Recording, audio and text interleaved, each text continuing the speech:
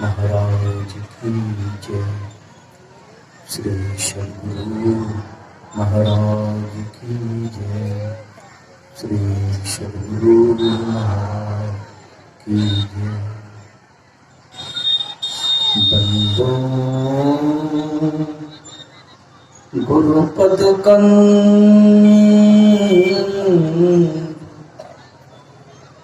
कृपा सिंधु नर रूप हरि महामोह तम पुंज जासु वचन रवि करे। धन्य धन्य सद्गुरु सुखद महिमा कही न जाए। जो कुछ कहूँ तुम्हारी कृपा मोते कछु न बसाए। जो कुछ कहूँ तुम्हारी कृपा मोते कछु न बसाए। सद्गुरु महाराज के श्री चरणों में कोटि कोटि नमन। पूज्य गुरुजन, धर्म प्रेमी सदात्माओं, माताओं एवं बहनों, हम लोग सद्गुरु और ईश्वर की महती कृपा से इस समय दुर्लभ क्षण को जी रहे हैं। इस दुनिया में संतों ने सत्संग को अति दुर्लभ माना है। तात मिले पुनिमात मिले सुतभ्रात मिले युवती सुखदाई। राज मिले गजबाज मिले सब साज मिले मन वांछित सुख पाई। लोक मिले सुरलोक मिले विधिलोक मिले वैकुंठों जाई। सुंदर और मिले सभी सुख संत समागम दुर्लभ भाई। संतों का समागम सत्संग की प्राप्ति अत्यंत दुर्लभ माना है। और जिनके जीवन में ये चीज प्राप्त हो जाए, सत्संग की प्राप्ति हो जाए, तो फिर क्या होता है। संतों ने कहा कि इस दुनिया में सुख के जितने कारण हैं, जिस किसी भी उपाय से आपके जीवन में समृद्धि आई है, सुख की स्थिति पैदा हुई है, या फिर आपके जीवन में शांति की थोड़ी सी भी झलक आई है, यह प्रभाव है सत्संग का। गोस्वामी तुलसीदास जी महाराज ने तो बहुत मजबूती के साथ इस बात को कह दिया कि जितनी चीजें तुम्हारे जीवन में आई हैं, जिससे आपको सुख की प्राप्ति हो रही है, वे सारी चीजें सो जानव सत्संग प्रभाव लोकम वेद न अनुपाऊ। दूसरा कोई उपाय नहीं है, कोई उपाय नहीं। भगवान बुद्ध ने क्या कहा? भगवान बुद्ध ने कहा हमारी वर्तमान हालत हमारे विचारों का फल है। उसकी बुनियाद हमारे विचारों के ऊपर है। मनुष्य अच्छी कल्पना से कुछ सोचता है, विचारता है या करता है, उसके पीछे सुख ऐसे चलता है जैसे उसकी छाया जो कभी साथ नहीं छोड़ती है। और मनुष्य बुरे कल्पना से कुछ सोचता है, विचारता है या करता है, उसके पीछे दुख ऐसे चलता है जैसे बैल के पीछे बैलगाड़ी का पहिया जो स्वयं ही खींचने का काम करता है। मतलब दोनों तरह के परिस्थिति के लिए जिम्मेदार कौन हुए? हम खुद। संतों ने कहा कि प्रत्येक मनुष्य यह चाहता है कि हमारी सांसारिक जिंदगी बेहतर हो, सुख और समृद्धि के साथ हम इस संसार में रहें, लेकिन दूसरे तरफ एक और बात है जिसे भी आपको समझना पड़ेगा। संसार की जिंदगी तो अल्पकालीन है, बहुत थोड़े समय के लिए, बहुत बेहतर हो जाए, बहुत अच्छी सुख सुविधाओं के बीच में आप हो जाएं, सारी चीजें आपके जीवन को प्राप्त हो जाए, लेकिन जिंदगी कितने वर्षों की? 50, 75, 100, 125। उसके बाद क्या सुख नहीं चाहिए? उसके बाद क्या शांति नहीं चाहिए आपको? आखिर कौन सा उपाय है, ऐसी कौन सी व्यवस्था है जो संसार में रहते हुए भी आपके जीवन में सुख और समृद्धि प्रदान करे और संसार से जाने के बाद भी आप इससे वंचित ना रहें? और फिर जब कभी भी संसार में पुनर्वापसी होगी आपकी, उस समय भी आप सुख और समृद्धि के साथ इस संसार में आप जन्म लें, ऐसी व्यवस्था के बीच में आप जन्म लें। वह कौन सा काम है, वह कौन सी व्यवस्था है? वही व्यवस्था है सत्संग की। परमात्मा जब अहेतु की कृपा करते हैं तो सत्संग की प्राप्ति होती है, और जब सत्संग की प्राप्ति होती है तो सौभाग्य खुल जाता है। 1 2 नहीं, 100 भाग्य, सैकड़ों प्रकार के भाग्य को खोलने वाली यदि कोई व्यवस्था है, उस व्यवस्था का नाम है सत्संग। सत्संग देता क्या है हमारे जीवन में? आपको सब कुछ मिल जाए और यदि आपको अच्छी मति ना मिले, विचार ना मिले, तो जो कुछ भी आपके पास में है वो आपके पास में नहीं रुकेगा। आपके पास यदि मति अच्छी है, रामचरितमानस का विचार है, जहां सुमति तहां संपत्ति नाना, और जहां कुमति तहां विपत्ति निदाना। कुमति अर्थात अस्वस्थ मति, सुमति अर्थात स्वस्थ मति, स्वस्थ मति। जैसे स्वस्थ शरीर आपको सुख देता है, वैसे ही स्वस्थ मति आपके जीवन में सुख का कारण होता है। स्वस्थ मति से सुख की प्राप्ति होती है। इसलिए गुरु महाराज जी ने डंके की चोट में कहा कि संत मता बिनु गति नहीं।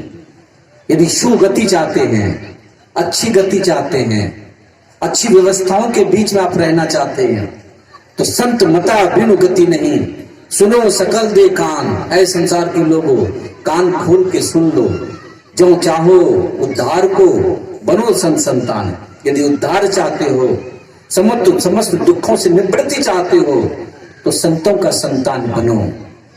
और संतों का संतान अर्थात संतों के विचारों में आओ, क्योंकि संतों के विचार के बिना आपके जीवन में सुमति नहीं आ सकती है।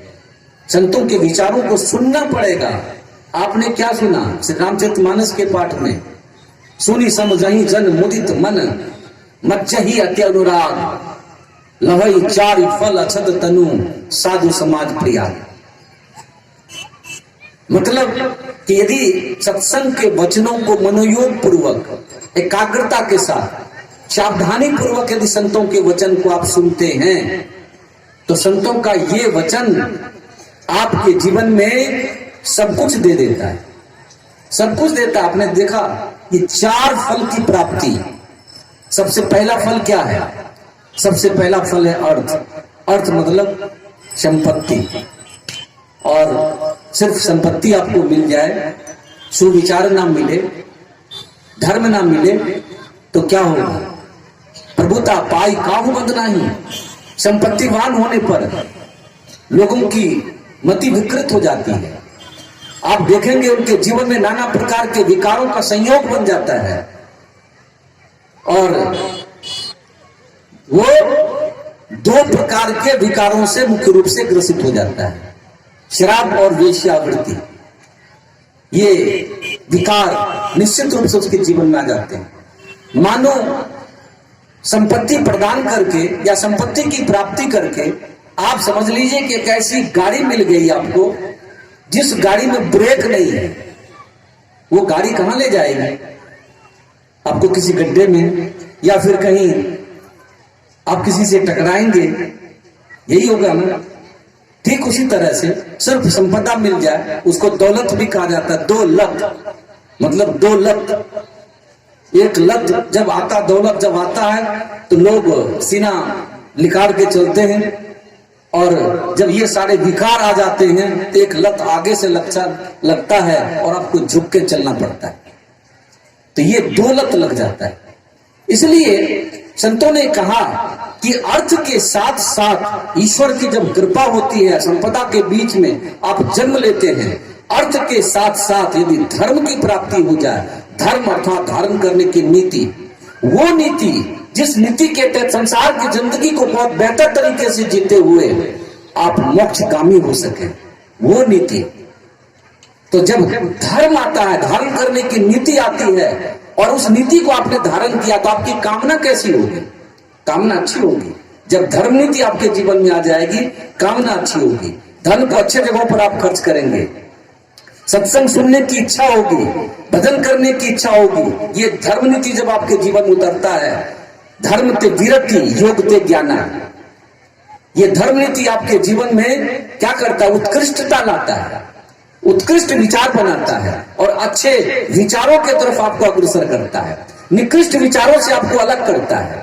इसलिए धर्म नीति, और जब ऐसी कामना होगी आपके जीवन में तो मोक्ष कहां जाएगा? फिर मोक्ष आपसे दूर नहीं रह सकता। इसलिए संत पंथ अपवर्ग कर कामी भवकर पंथ, संतों का जो पंथ होता है अपवर्ग अर्थात मोक्ष का होता है। हमने आज तक ज्यादातर संसारिक लोगों के शब्दों को सुना, इसलिए हमारे पास जो भंडार हैं कुसंस्कार के भंडार हैं, सुसंस्कार के भंडार नहीं है। लेकिन ये गुण अपने आप में इतना प्रबल है, इतना प्रभावशाली है कि आप देखिए, आपको बहुत थोड़े समय के लिए सत्संग की प्राप्ति होती है, लेकिन सत्संग के ये थोड़े से शब्द आपके जीवन को कितना बदल दिया है, कितना बदल दिया है। आप लोग जितने यहाँ बैठे हुए हैं सबके सब इस बात के उदाहरण हैं, इस बात के उदाहरण हैं। पहले मांस खाते थे, शराब पीते थे, नाना प्रकार के दुष्कृतियों में हमारी सोच होती थी, लेकिन संतों के दो चार शब्दों ने क्या किया आपके जीवन में? आपको बदल डाला और आपकी बुद्धि में परिपक्वता आई, आपकी बुद्धि सबल हुई, और सबल बुद्धि जो है वो मन के ऊपर में ब्रेक लगाने का काम किया। जो मन कहता था मांस खाओ, जो मन कहता था शराब पियो, जो मन कहता था अन्य प्रकार के दुष्कर्मों में तुम प्रवृत्त रहो, उस मन पर ये सबल बुद्धि अपना प्रभाव डालती है और आपने कसम खा लिया कल से मैं मांस नहीं खाऊंगा। ये देखिए सबल बुद्धि का प्रभाव है। आपने कसम खा लिया कि मैं कल से शराब नहीं पीऊंगा। आपके जीवन में बहुत सारे विकारों का ये हो चुका है।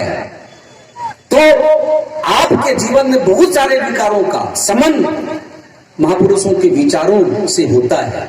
इसलिए यदि आप संसार की जिंदगी और संसार से के बाद वाली जिंदगी को बेहतर बनाना चाहते हैं, आप मोक्षगामी होना चाहते हैं, तो संतों के संग में, संतों के विचारों में आपको आना पड़ेगा, आना पड़ेगा।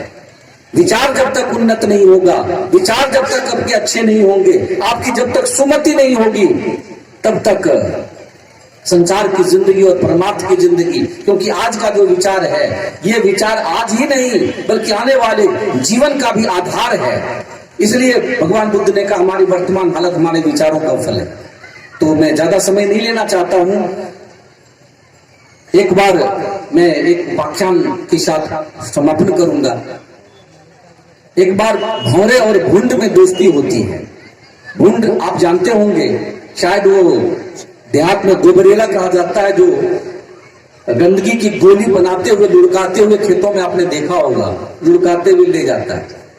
आकृति लगभग एक जैसी होती है भौरे और भुंड की, लेकिन दोनों के गुण में बहुत असमानता है, दोनों के गुण में बहुत फर्क है, बहुत अंतर है। भुंड की जिंदगी प्रारंभ होती है गंदगी से, वो पूरा जिंदगी गुजार देता है गंदगी में, लेकिन दूसरे तरफ आप भौरे को जानते हैं, वो किसी भी फूल के साथ, फूल के रस को लेता है और किसी भी फूल के साथ आसक्त नहीं होता, चक्कर काटता रहता है, चक्कर काटता रहता है। दोनों में दोस्ती हुई, भुंड ने आमंत्रित किया भौरे को। भौरा जब निर्धारित समय पर भुंड के यहाँ पहुंचा तो भुंड अपने मित्र के स्वागत के लिए बहुत अच्छी व्यवस्था करके रखा हुआ था। कैसी थी अच्छी व्यवस्था? जिसकी जिंदगी जैसी होती है, जो जिस विचार से प्रेरित होते हैं, अपने मित्र के लिए वही व्यवस्था करते हैं। कोई मांस खाने वाले तो अपने मित्र के लिए कई प्रकार के मांस की व्यवस्था करेंगे, शराब पीने वाले अपने मित्र के लिए कई प्रकार की शराब की व्यवस्था करेंगे। यहाँ पर भुंड की जो जिंदगी थी कैसी थी? वो गंदगी से ही प्रारंभ होती है, गंदगी में ही समापन होता है। बहुत प्रकार की गंदगियां लाके इकट्ठा किया हुआ था भौरे के स्वागत के लिए। भौरा जब पहुंचा तो भौरे ने कहा कि यार, मैं तो सोचा था तुम्हारे यहाँ कुछ दिनों तक रहूंगा, खाऊंगा, पीऊंगा, लेकिन यहाँ तो बदबू से मेरी नाक फटी जा रही है। मैं यहाँ से जा रहा हूँ और कल तुम फलाने टाइम में मेरे यहाँ आना। निर्धारित समय पर भुंड पहुंचता है भौरे के यहाँ। भौरे ने अपने मित्र की स्वागत के लिए बहुत अच्छे फूल का चयन किया था, बहुत सुंदर फूल का चयन किया था। ले जाके भुंड को बिठाया। कभी इस प्रकार की खुशबू से उस भुंड को मुलाकात नहीं हुई थी। वो भुंड मस्त हो गया, पूरी तरह मस्त हो गया, सब सुधी बुद्धि खो बैठा, वहीं बैठा रह गया। भौरा गुंजार करता हुआ ना जाने कहां से कहां पहुंच गया, लेकिन भुंड उसी फूल में बैठा रह गया। शाम हुई, पंखुड़ी सिमट जाता है, भुंड उसी फूल के अंदर बंद हो गया। सुबह पुजारी आता है और उस फूल को ले जाके चढ़ा देता है तोड़ के मंदिर में। वहां सूर्योदय होने पर पंखुड़ियां फैलती हैं। भुंड ने देखा, अरे तुम तो देवताओं के सम्मुख हो। बहुत प्रकार की आवाजें हो रही थी, बहुत प्रकार की सुगंधियां भी थी वहां पर। बड़ा आनंद मिला। तो लेकिन क्या हुआ, दोपहर के बाद उस फूल को उठाया और ले जाके गंगा में प्रवाहित कर दिया। भुंड अब भी उस फूल से इतना आसक्त था कि कभी पानी में गोता लगाता है, कभी फूल के ऊपर चढ़ के बैठता है, कभी पानी में गोता लगाता है, कभी फूल के ऊपर चढ़ के बैठता है। भौरे को अचानक याद आई, अरे अपने मित्र को जिस फूल पर बिठा के आया था, दूसरे फूल पर भी बिठाना था, दूसरे फूल का भी स्वाद देना था, लेकिन बस वहीं रह गया तुम्हारा मित्र। तो ढूंढता हुआ जब आया तो देखा वो फूल नहीं है। मन में विचार आया कि पुजारी आता है, रोज मंदिर में ले जाके फूल चढ़ाता है। वहां गया, देखा वहां भी नहीं है। रोज गंगा में फूल को प्रवाहित किया जाता है। वहां ढूंढता ढूंढता वहां पहुंचा जहां भुंड पानी में गोता लगाता, कभी चढ़ के बैठता है। कहा, यार मैंने तुम्हें कहां कहां नहीं तलाश किया, कहां कहां नहीं खोजा, तुम यहाँ हो, चलो मैं तुम्हें दूसरे फूल पर भी बिठाता हूँ। अब भुंड ने देखिए क्या कहा। भुंड ने कहा, यार नीच मति, नीच गति, नीच गृह में बास, भौरे की संगत मिली, पुनि पायो बास सुबास। पुनि भौरे के संग से पहुंचो ठाकुर द्वार, दर्शन पाकर प्रेम से बारहो सुखा पार। अब तो गंगा जल बिखे करके मैं स्नान, चला जात वैकुंठ को सांचे में सुजान। कहते, हे मित्र, मैं क्या था और तुम्हारी संगति ने मुझे क्या बना दिया। तुम्हारे ही संगति का यह प्रभाव था कि बहुत अच्छे खुशबूदार फूल पर मैं बैठा, उसके खुशबू से मैं परिचित हुआ। तुम्हारे संगति का प्रभाव था कि मैं ठाकुरवाड़ी में गया, मैंने बहुत देवताओं का दर्शन किया, बहुत प्रकार की आवाजें सुनने को मिली। और यार ये तुम्हारे मित्र का ये तुम्हारा ही प्रभाव है कि अब मैं गंगा के इस जल में प्रवाहित होता हुआ बैकुंठ को जा रहा हूं। हे मित्र, बहुत बहुत धन्यवाद। भौरे से कहा। अब देखिए यहाँ पर जो बातें हैं ये तो एक रूपक है, लेकिन जो बातें कहने की हैं, हम जैसे लोग जो संसार के विषयों में, विषय की गंदगी में दिन रात उथल पुथल रहते हैं, हम जैसों को भुंड की श्रेणी में मान के चलिए और संत भौरे के सदृश होते हैं। कभी किसी तरह से जब संतों की सानिध्य में जाने का मौका मिलता है, उनके समीप जाते हैं और क्या करते हैं, हमें सत्संग वचन की खुशबू से शराबोर कर देते हैं। और फिर क्या करते हैं, साधना विधि बता देते हैं। और साधना में सबसे पहली उपलब्धि जो होती है वो है बिंदु, बिंदु रूपी फूल पर आप बैठे, बिंदु रूपी फूल अत्यंत खुशबूदार, बहुत ही आनंददायक, जिस साधक के जीवन में यह अनुभूति आई है वो समझ सकते हैं। और उसके बाद क्या होता है, प्रभु साहब कहते हैं बिंदु में तहा नायक नाद बोले रैन दिवस सुहावनम। यहाँ तो बूंद गंगा के जल में प्रवाहित होता हुआ बैकुंठ को जा रहा था, और यहाँ उसी बिंदु रूपी फूल पर जो साधक बैठता है वहां पर जो शब्द की धार उसको मिलती है, शब्द के धारा में प्रवाहित होता हुआ मोक्ष तक पहुंच जाता है, मोक्षगामी हो जाता है।